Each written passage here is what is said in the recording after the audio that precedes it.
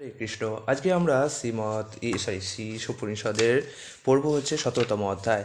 তার আগে আপনাদের জানিয়ে রাখি 16তম অধ্যায়ে আমরা জানতে পেরেছি ব্রহ্ম কী, পরমাত্মা কী, ভগবান কী। বেদে যে সমস্ত কাণ্ডগুলো দেওয়া হয়েছে তাদেরকে বলা হয় জ্ঞান কাণ্ড। এছাড়াও আছে হচ্ছে কর্মকাণ্ড, এবং তারপরে আছে হচ্ছে জ্ঞান কাণ্ড। কর্মকাণ্ডে বলা হয় যে মানুষ যাতে যত্রতত্র পশুর মতো আহার নিদ্রা আর ভয় মৃত্যু না করে অন্তত বেদের পন্থার নির্দেশ অনুসারে যেন জীবন ধারণ করে, যাতে কিছুটা হলেও ভগবান তারা পেতে পারে। যেভাবে আমরা যখন ছোটো বাচ্চা যে একদমই পড়াশোনা করছে না, তাকে আমরা কি সহজ সহজ ছোটো ছোটো অ আ ক খ 1 2 3 4 করে শেখাই, যাতে অন্তত পক্ষে সে একদমই যেখানে পড়াশোনা করছে না তার থেকে একটুখানি পড়াশোনা করুক, তারপরে আস্তে আস্তে সে ধাপে ধাপে ধাপে ধাপে স্নাতক পরে চলে যাবে।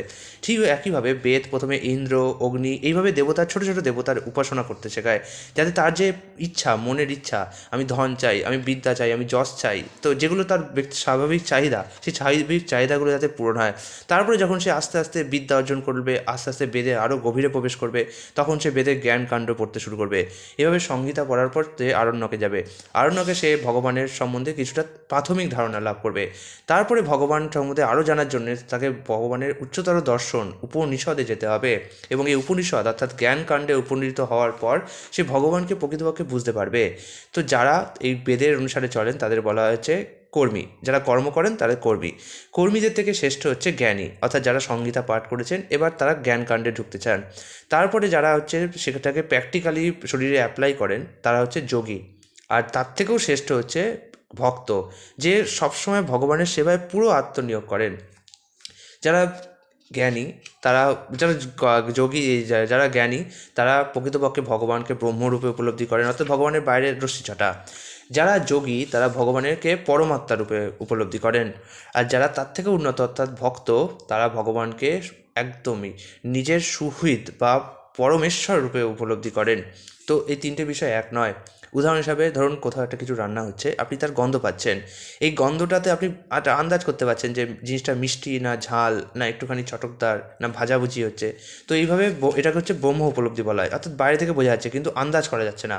এবার আপনি গেলেন রান্নাঘরে, জিনিসটা দেখলেন, একটুখানি ধরলেন, বুঝলেন, এবার কিন্তু এখনও আপনি পুরোপুরি ভাব পাচ্ছেন না, কিন্তু অন্তত যারা ঘ্রাণ পেয়েছিলেন তার থেকে তো একটু উন্নত স্তরেই রয়েছেন, অর্থাৎ আপনি জ্ঞানীদের থেকে একটুখানি উন্নত স্তরে হলেন যোগী।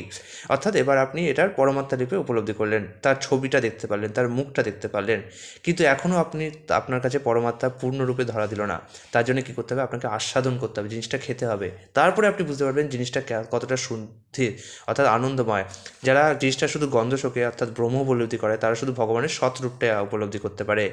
যারা যোগী তারা ভগবানের সৎ আর চিৎ অর্থাৎ দেখতেও পায়, ছবি শুধু স্পর্শই পায় না, ছবি গন্ধই পায় না, দেখতেও পায়, তারা সৎ আর চিৎ রূপটা উপলব্ধি করে। আর যারা প্রকৃত ভক্ত তারা সৎ চিৎ এবার আস্বাদন করবে ভগবানকে আনন্দময় রূপটাও উপলব্ধি করতে পারেন। মন্ত্র 16 আমরা দেখতে পাবো যে ভগবান কেমন, ভগবানের প্রতি কীভাবে প্রার্থনা করতে হয়। ঈশোপনিষদ এই কারণে গুরুত্বপূর্ণ অন্যান্য উপনিষদের থেকে। ঈশোপনিষদে ভগবানের স্বরূপ কী, ভগবানের কাছে কীভাবে প্রার্থনা জানাতে হয়, কীভাবে ভগবানের কাছে পৌঁছতে হয়, সেই সমস্ত বিষয়ে গূঢ়ভাবে আলোচনা করা হয়েছে। মন্ত্র 16 বলছে, পুষণ্যে কর্ষে যম ও সূর্য প্রজাপত্য ব্রূহ রশ্মিন সমূহ তেজ যত্তে রূপং কল্যাণতমং তত্ত্বে পশ্যামি যোহ সাবস পুরুষাহ সহ হস্মি। অর্থাৎ, হে প্রভু, হে আদি কবি ও বিশ্বপালক, হে যম, শুদ্ধ ভক্তদের পরম গতি এবং প্রজাপতিদের সুহৃদ, কৃপা করে আপনার অপ্রাকৃত রশ্মি জ্যোতি অপসারণ করুন, যাতে আপনার আনন্দময় রূপ আমি দর্শন করতে পারি। আপনি সনাতন পুরুষোত্তম ভগবান। সূর্য ও সূর্যকিরণের সম্বন্ধের মতো আপনার সাথে আমি সম্বন্ধযুক্ত। তাৎপর্য শুনুন, প্রভুপাদ কী বলেছে। সূর্য এবং সূর্যকিরণ গুণগতভাবে এক ও অভিন্ন, সেই রকম গুণগত বিচারে ভগবান ও জীব এক এবং অভিন্ন। সূর্য একটি, কিন্তু সূর্য কিরণের কণাগুলি অসংখ্য। সূর্যরশ্মি সূর্যেরই অংশ, আর সূর্য ও তার রশ্মি সম্মিলিতভাবে পূর্ণ সূর্য। সূর্যলোকের মধ্যে সূর্যদেব বসবাস করেন, এবং সেই রকম সেখান থেকে ব্রহ্মজ্যোতি নিশ্চিত হয়। সেই চিন্ময় পরম গ্রহলোক গোলক বৃন্দাবনেই সনাতন ভগবান বসবাস করেন। যেমন ব্রহ্ম সংহিতায় প্রতিপন্ন হয়েছে, যিনি লক্ষ লক্ষ কল্প বৃক্ষ দ্বারা আবৃত চিন্তামণির দ্বারা রচিত ধামে সমস্ত বাসনা পূরণকারী সুরভি গাভীদের পালন করছেন, এবং যিনি নিরন্তর শত শত লক্ষ্মী দেবীর দ্বারা সম্ভ্রম সহকারে পরিসেবিত হচ্ছেন, সেই আদিপুরুষ গোবিন্দকে আমি ভজনা করি।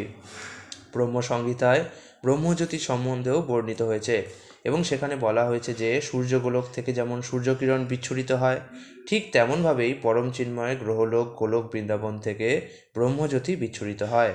এই ব্রহ্মজ্যোতির তীব্র আলোক অতিক্রম না করা পর্যন্ত ভগবত ধামের সন্ধান পাওয়া যায় না।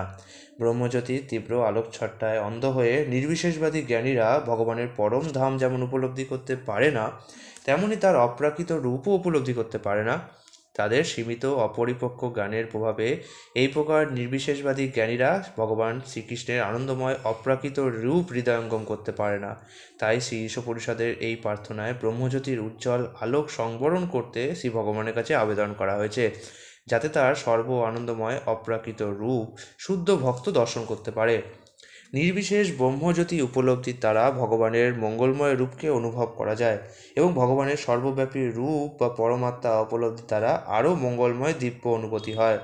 কিন্তু স্বয়ং পরমেশ্বর ভগবানের মুখোমুখি সাক্ষাৎকারের মাধ্যমে ভক্ত ভগবানের সবচেয়ে মঙ্গলময় রূপকে অনুভব করেন।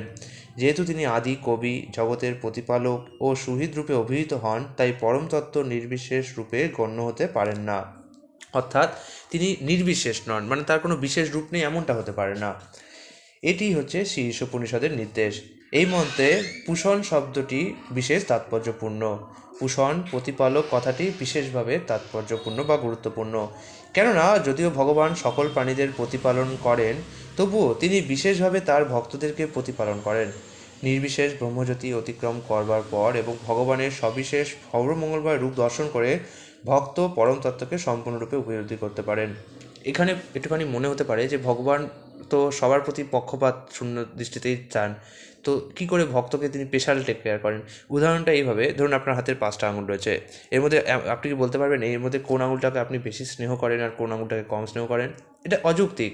এমন নয় আপনি আপনার 5টা আঙুলের মধ্যে একটাকে বেশি ভালোবাসেন, একটাকে কম ভালোবাসেন। কিন্তু এবার ধরুন এই আঙুলটার মধ্যে একটুখানি বেদনা তৈরি হয়েছে এবং এই আঙুলটা বারবার আপনার শরীরে বেদনার সংকেত পাঠাচ্ছে। এবার আপনি বলুন তো, যে আঙুলটা আপনার শরীরে বেদনার সংকেত পাঠাচ্ছে, আপনি কি তার প্রতি এবার একটু বেশি যত্নবান হবেন না? ঠিক একইভাবে ভগবান প্রত্যেকের প্রতি পক্ষপাত শূন্য। তেমন নয় তিনি কাউকে বেশি ভালোবাসেন, কাউকে কম ভালোবাসেন। কিন্তু যদি কোনো বিশেষ আত্মা ভগবানকে খুব করুণভাবে ডাকেন, তাহলে ভগবান তার প্রতি একটু স্নেহশীল দৃষ্টিতে যান। যেভাবে একটা মায়ের কাছে তার প্রতিটা সন্তানই সমান, কিন্তু যে সন্তান একটু আদুরে, যে সন্তান মায়ের ওপর বেশি নির্ভরশীল, মা ছাড়া কিছুই বোঝে না, শুধু মাকেই ডেকে যায়, তো তার কাছে মা একটুখানি পরিমাণে বেশি সময় দেবেন, তাকে মা একটুখানি বেশি স্নেহ করবেন, এটা তো অবশ্যই আমরা জানি। এই হচ্ছে ব্যাপার। ভগবৎ সন্দর্ভে শ্রীল জীব গোস্বামী বলেছেন, পরমেশ্বর ভগবানের মধ্যে পরম তত্ত্বের পূর্ণ ধারণা উপলব্ধি করা যায়, কারণ তিনি হচ্ছেন সর্বশক্তিমান এবং সমস্ত অপ্রাকৃত ক্ষমতার অধিকারী। ব্রহ্মজ্যোতির মধ্যে পরম তত্ত্বের পূর্ণ শক্তি উপলব্ধি করা যায় না। তাই ব্রহ্ম উপলব্ধি হচ্ছে পুরুষোত্তম ভগবানের কেবলমাত্র আংশিক উপলব্ধি। হে জ্ঞানবান ঋষিগণ, ভগবান শব্দের প্রথম অক্ষরটি দুটি কারণে তাৎপর্যপূর্ণ। প্রথমত যিনি সম্পূর্ণরূপে প্রতিপালন করেন এই অর্থে, এবং দ্বিতীয়ত অভিভাবক অর্থে। দ্বিতীয় অক্ষর অর্থ পথপ্রদর্শক, পরিচালক বা স্রষ্টা। শব্দটি ইঙ্গিত করছে যে সমস্ত জীবের মধ্যে তার বসবাস এবং তিনিও সমস্ত জীবের মধ্যে বাস করেন। পক্ষান্তরে অপ্রাকৃত শব্দ ভগবান সম্পূর্ণভাবে জড় হেয়তাপূর্ণ, অসীম জ্ঞান, বিভূতি, শক্তি, ঐশ্বর্য, বল এবং প্রতিপত্তির প্রতীক। তাই ভগবান তার শুদ্ধ ভক্তবৃন্দকে পূর্ণভাবে প্রতিপালন করেন এবং ভগবত ভক্তির সাফল্যের পথে ক্রমশ উন্নতি সাধনের জন্য তিনি তাদেরকে পরিচালিত করেন। তার ভক্তদের পরিচালক হিসেবে নিজেকে স্বয়ং তাদের দান করে তিনি চরমে ভগবত ভক্তির বাঞ্ছিত ফল প্রদান করেন। ভগবানের অহৈতুকী কৃপায় ভগবত ভক্তেরা সরাসরিভাবে ভগবানকে চাক্ষুষ দর্শন করেন। এভাবেই সর্বশ্রেষ্ঠ গ্রহলোক গোলক বৃন্দাবন পৌঁছতে ভগবান তার ভক্তদের সহায়তা করেন। স্রষ্টা হওয়ার ফলে তার ভক্তদের তিনি সকল প্রকার প্রয়োজনীয় যোগ্যতা প্রদান করতে পারেন, যাতে ভক্ত পরিশেষে তার কাছে পৌঁছতে পারেন। ভগবান সর্বকারণের কারণ এবং যেহেতু তার কোনো কারণ নেই, তাই তিনি হচ্ছেন আদি কারণ। সুতরাং তার নিজের অন্তরঙ্গা শক্তিকে আত্মমায়া প্রকাশ করে তিনি নিজেকেই উপভোগ করেন।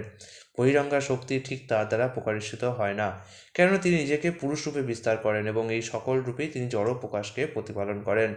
এই প্রকার অংশ বিস্তার দ্বারা তিনি জড়জগৎ সৃষ্টি ও পালন ও ধ্বংস করেন। জীবেরাও ভগবানের বিভিন্ন অংশ, এবং যেহেতু তাদের মধ্যে কেউ কেউ প্রভু হওয়ার ও পরমেশ্বর ভগবানকে অনুকরণ করার বাসনা পোষণ করে, তাই প্রকৃতির ওপর প্রভুত্ব করার তাদের প্রবণতাকে পূর্ণরূপে কাজে লাগানোর জন্য তিনি তাদেরকে পছন্দ করার ক্ষমতা সহ জড়জগতে প্রবেশ করার অনুমতি দেন। তার অবিচ্ছিন্ন অংশ জীবদের উপস্থিতিতে দৃশ্যমান সমস্ত জগৎ ক্রিয়া ও প্রতিক্রিয়ার দ্বারা আলোড়িত হয়। এভাবেই জড় প্রকৃতির ওপর প্রভুত্ব করার পর সব সুযোগই জীবদের প্রদান করা হয়েছে, কিন্তু পরম নিয়ন্তা হচ্ছেন পরমাত্মা রূপে ভগবান স্বয়ং, এবং পরমাত্মা একজন পুরুষাবতার। তাই জীব বা আত্মা এবং পরম নিয়ন্তা পরমাত্মার মধ্যে অনেক ভেদ আছে। পরমাত্মা হচ্ছে নিয়ন্তা এবং আত্মা হচ্ছে নিয়ন্ত্রিত জীব, তাই তারা একই স্তরের নয়। পরমাত্মা যেহেতু আত্মার সঙ্গে সম্পূর্ণভাবে সহযোগিতা করেন, তাই তিনি জীবাত্মার সর্বক্ষণের সহচর রূপে পরিজ্ঞাত। ভগবানের সর্বব্যাপী রূপ সুপ্ত, জাগ্রত, অব্যক্ত সর্বাবস্থায় যা বর্তমান এবং যা থেকে বদ্ধ ও মুক্ত আত্মারূপে জীবশক্তির সৃষ্টি হয়, তাকেই ব্রহ্ম বলে।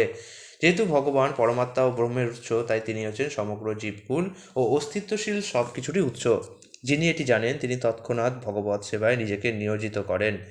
এই রকম শুদ্ধ ও সম্পূর্ণরূপে অভিজ্ঞ ভগবানের একজন ভক্ত সর্বান্তঃকরণে তার প্রতি সম্পূর্ণরূপে আসক্ত হন, এবং যখনই এই প্রকার ভক্ত স্বজাতীয় স্নিগ্ধ ভক্তদের সমাবেশে মিলিত হন, তখন তিনি ভগবানের অপ্রাকৃত লীলার গুণকীর্তন ছাড়া আর কিছু করেন না।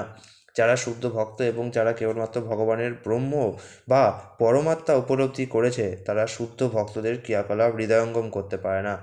ভগবান শুদ্ধ ভক্তদের হৃদয়ে প্রয়োজনীয় জ্ঞান প্রদান করার সর্বদাই তাদের সাহায্য করেন। এভাবেই তার বিশেষ অনুকম্পাবশত সমস্ত অজ্ঞানের অন্ধকার বিদূরিত হয়। মনোধর্মী জ্ঞানীরা এবং যোগীরা এটি চিন্তা করতে পারে না, কারণ তারা কম বেশি নিজেদের শক্তির ওপরই নির্ভরশীল।